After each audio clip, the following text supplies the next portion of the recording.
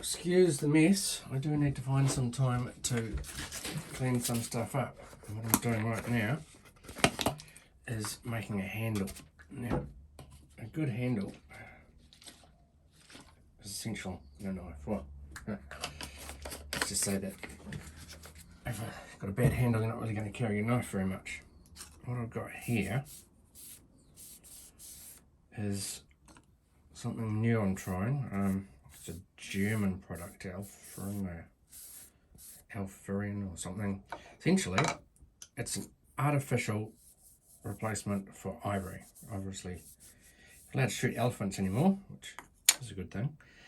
It's hard to get ivory, and so what these guys have made is a product which looks a little bit like ivory, but it's not ivory. But its behaviour is similar to that. Although they say it's an improvement, because the problem with ivory is that being a natural product, it can wear and crack and yellow over time. This stuff is some sort of plasticky material. I'm not sure entirely what it is, but it seems to be a good product.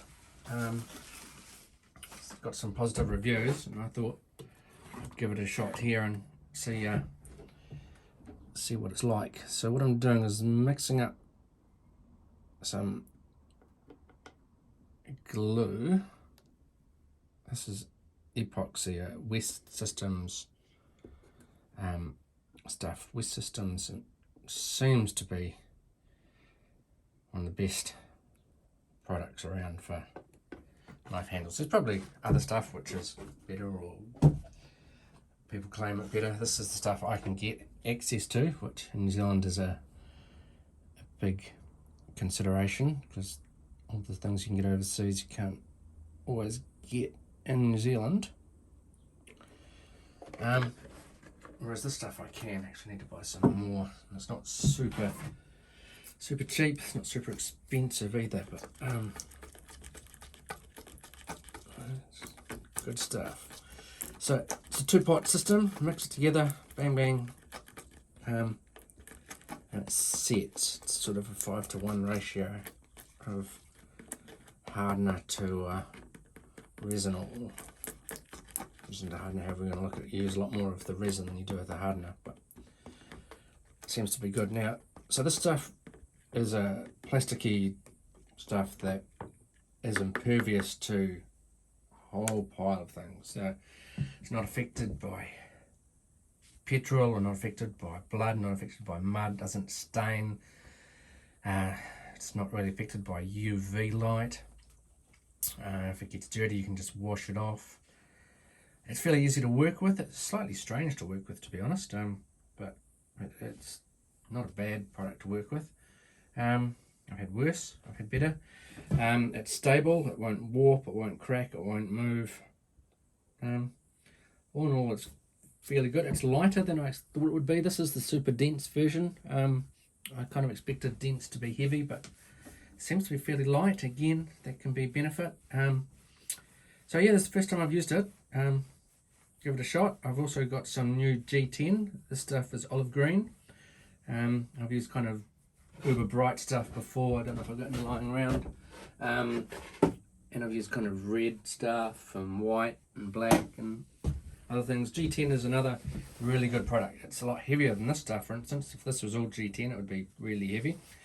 G10 is made from layers of glass and a type of resin bonding together, a glue essentially, layers of it. As such, glass is pretty much impervious to anything as well. It won't stain, it won't crack, it won't, well, it can crack eventually. But yeah, it's kind of really good. You can get chemicals and blood and all sorts of goo all over it. And it just washes straight off. It's really good in the food industry. I imagine this stuff would be good in the food industry as well.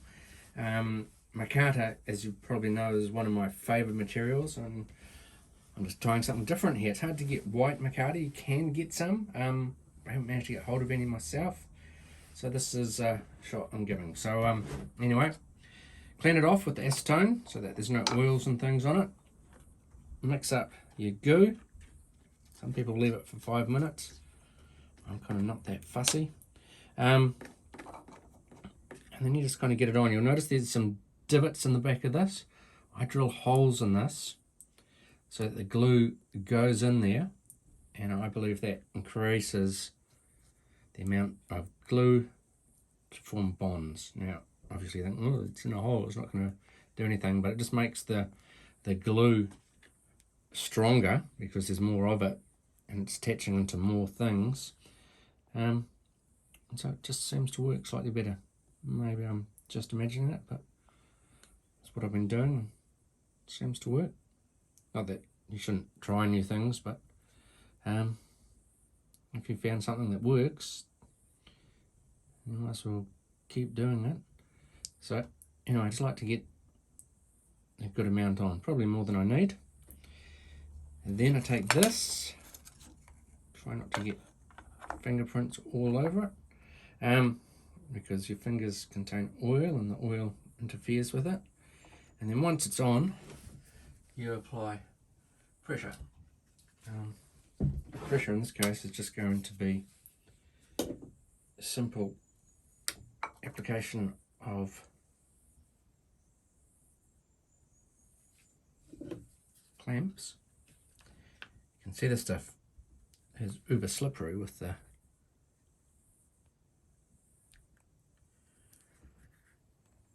glue going on there. Now these are made slightly bigger than they need to be. The reason for that is that I will grind them, but they are roughly shaped to the shape I want them to be in the final finish. Just means there's less material to cut out when you're going to do it. So that's essentially it there. I'll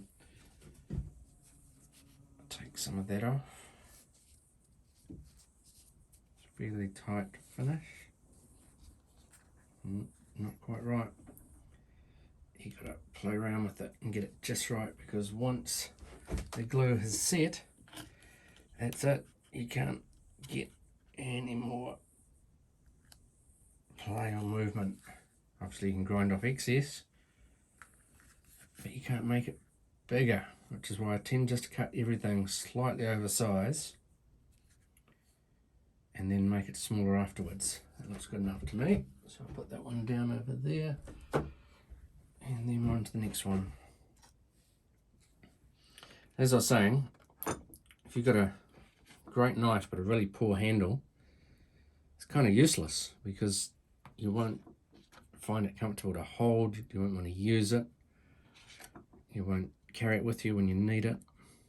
On the other hand, great handle and a poor knife, you probably won't use that either. It's all a mix.